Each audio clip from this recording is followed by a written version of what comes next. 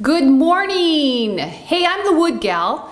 My name is Ruthie, and this is kind of a new venture for me. I haven't done a lot of things with video before, other than some iPhone videos, but that seems so informal I almost don't count that. Those were cheesy enough, the ones that I've done. So I have a beautiful Canon 70D camera that has video capabilities, and I just think it's time to step it up a little bit and venture into the video part of things. Totally new at this. This is really my first official video, and I really don't know what I'm doing. So I got to start somewhere. I can't even imagine what the outtakes will be like on this one for this video, so bear with me as I fumble through this stuff. Got to start somewhere, so I guess the best place to start that I can think of are some things that I love about my shop. I've mentioned before I have a 1132 square foot shop that I absolutely love. It's definitely my dream shop, and I couldn't be happier with it. I designed it myself and just have been incredibly happy with it. So let's talk about some of the things that, as I start to do these videos, I'll start talking about some things that is, you know, huge passion of mine within woodworking. And one of those, anybody who knows me, I absolutely love Festool tools, the Festool product line. It's one of those things, once you get started, it's what we call a slippery slope. There's no turning back. Yes, they're terribly expensive, but I'm a big believer in you get what you pay for. And so every tool that I purchase, I try to buy the best that I can buy, because I know I'll never look back thinking, I wish I would have done something, I wish I would have bumped up, I wish I would have gotten this tool or that tool that were a little bit more money, but I would have been so much more happier. I just cut to the chase, man. I just buy the best that I can afford. So usually my woodworking is I make enough to buy more tools. And it's tools. Those are my toys. I love tools, and so the Festool, usually I take jobs on to buy more Festool. So, okay, I'm going to talk real quick here. If you've been following my Facebook page, you know I'm on a big crunch to get this harvest table done. It's a week before Easter, and my clients said, hey, we'd love to have this for Easter time, for our Easter dinner. So I am down to 1 week. That's a thrill to me in a way that I almost need deadlines like that, because I just kind of thrive on that, which I'll probably drop dead of a heart attack, but early in life. But you know what? Life is short. Just go with it. So anyway, hoping to get this done for them at Easter. So just a little heads up on where I'm at with this. This project. So, okay, so don't want to make this too lengthy, but Festool domino machine. Oh, baby, I love this machine. This puppy is one of my most favorite tools in my entire shop. If there were a fire or tornado or whatever, the first thing I would grab would be any of my Festool boxes, specifically this puppy right here. Festool domino machine. What this is it's a tenon and mortise machine. It's kind of like a little system, very similar to a biscuit joiner, if you're familiar with that. I've had one of those in my life, and it was wonderful.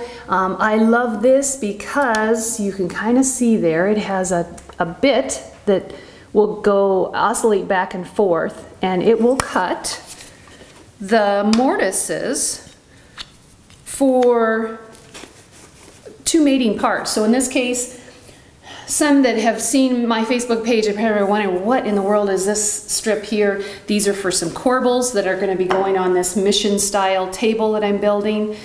So what it does then is it'll give you a little up close. I'm kind of looking at the screen as I try to focus this in for you. And then it has these tenons that, in this case, I purchased these, but you can make them. There's some things I don't spend a lot of time doing, I just purchase. So what happens then is we just slip that back in there, in that hole, and you can kind of see there, some of them, sometimes they're a little tighter than others, and you can adjust that. And then what you'll do is you'll just pop this on here like that.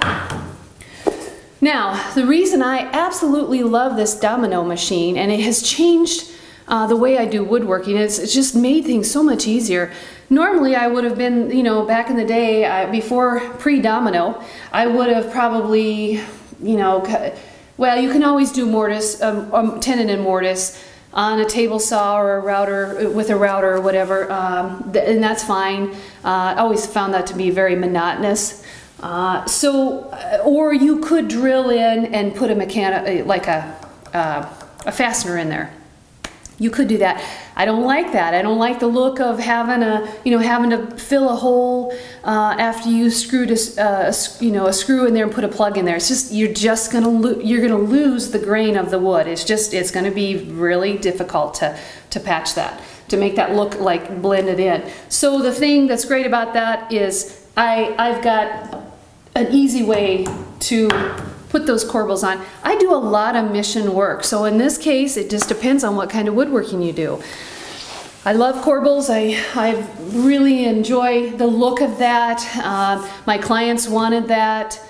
This is actually, just to give you a little insight, this is actually a little bit of a twist with this arch down the down the middle. That's probably, I guess, probably not traditionally mission, but I don't know my history on that like I probably should. But so anyway, that's a little bit of a twist with that arch. But it was something they wanted, and we went ahead and put this into the design, and so far so good. So this is just the most awesome machine. I have used this for everything. I do things all the time with this machine that are just, no other machine's going to do that, like the domino machine. You may wonder, how in the world did I get these holes in here? It's kind of a complicated, there's lots of measuring, and I did put a center line down here, and that's for another video. That's too complicated to try to explain, and I don't want to make this too long. So I will say that there is another domino machine that came out, don't know when, but I don't know, a year ago or whatever. They have the Big Brother domino, which is this one here, much bigger. You can kind of see there that, I don't know if that's focusing or not. There it is. Okay, you can kind of see that that's a much bigger bit. It will go a lot deeper as well, so the mortise as well. And so here is this tenon for that bit. Now, this is a case where I made my own tenons. I made these out of maple. Pretty easy to do. All you have to do is just plane it down, match the mortise hole. You kind of just, lots of dry fits, lots of test fits. I made these, I think I said, maybe I made these out of maple. And then I just rounded them over, a little bit of a round over on the router table. So, kind of give you a little bit of a difference here. Here's the little brother, here's the big brother. Now, the reason I went ahead and bit the bullet and I basically priced this tool in when I priced gave the bid to my clients. This is a huge harvest table. It's going to have a 3-inch top, and you can kind of see the beefiness of this. They wanted breadboard ends, so here is just an example of the top. Huge, huge. I needed something beefy. This little brother probably is not going to cut it. So I went ahead and said, okay, sounds like a good excuse to get the big brother. When I could have purchased the tenons. You can purchase them just like you can for the little brother. I made my own. I had the scrap, I had the maple. I needed it right away, so I just went ahead and made my own. In fact, what I did is I just made a big stock of it here. Doing the Vanna White thing here. Okay, so I just made big sticks of it. Great thing about it, I can use it over and over for other projects down the road. I also like it when it's a big long stick like this, is if the tenon is too tight, it's much easier to run a big long stick like this through my drum sander. And or my planer, but I like using my drum sander because it's just a nice, I can take just a fraction of a hair off. If I want it something that's not quite so tight, I can just drum sand it down. Now, as I mentioned that, also the great thing about the domino, using dominoes, is I can make this as tight as I want. Let's see if I can get this. This one's a little tighter, and I have to really, okay, there we go. Okay, so I got that one in.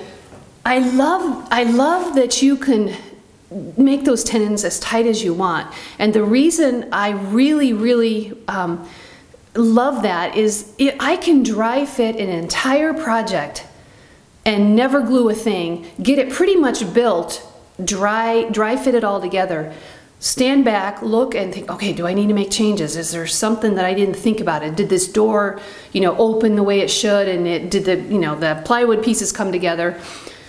I can kind of just trial run it, put it all together. In fact, my very first project that I ever did with this little domino machine, the little brother, is I ended up making my late husband a really nice mission style entertainment center for his big surround sound TV and system that he purchased.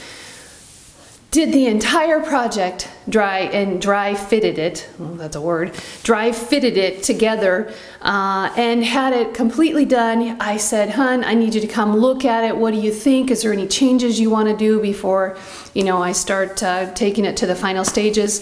In that case, I could, if there was anything that I needed to change, I just had to kind of knock it apart and do the changes, and then I wasn't locked in. So definitely an indecisive female character that I am. I a lot of times will make changes, and it's all about proportion. You stand back and you're like, oh, that just doesn't look right.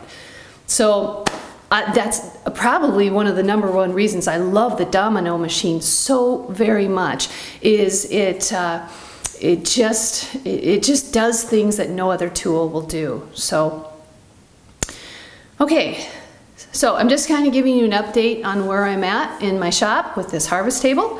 And as I was starting to glue on this last series of corbels, I thought, you know, maybe I'll sit down and do my first video. So, okay, wish me luck. I've got 1 week to get this table done, and I hope it goes okay. So far, so good. This tabletop is going to be interesting. I don't know how I'm going to handle it. I might have to hire a crew of guys to come in just to help me move the boards around so I can glue things up. So, all right, I'm going to sign off.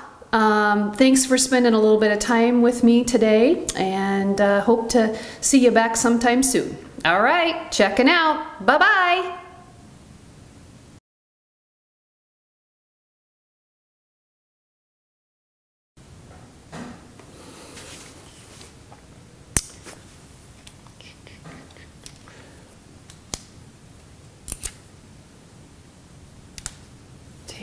Okay, here we go. You can do this. You can do this. Okay. Good morning. Hey, I'm the Wood Gal. My name is Ruthie, and wanted to talk to you a little bit. Good morning. I'm the Wood Gal. My name is Ruthie, and just thank you for stopping in and okay. That sounded really stupid. God, this is not easy to talk to a glass eye. They lock people up for things like that. Okay, here we go. Good morning. I'm the Wood Gal. Gives a rat's ass. Okay.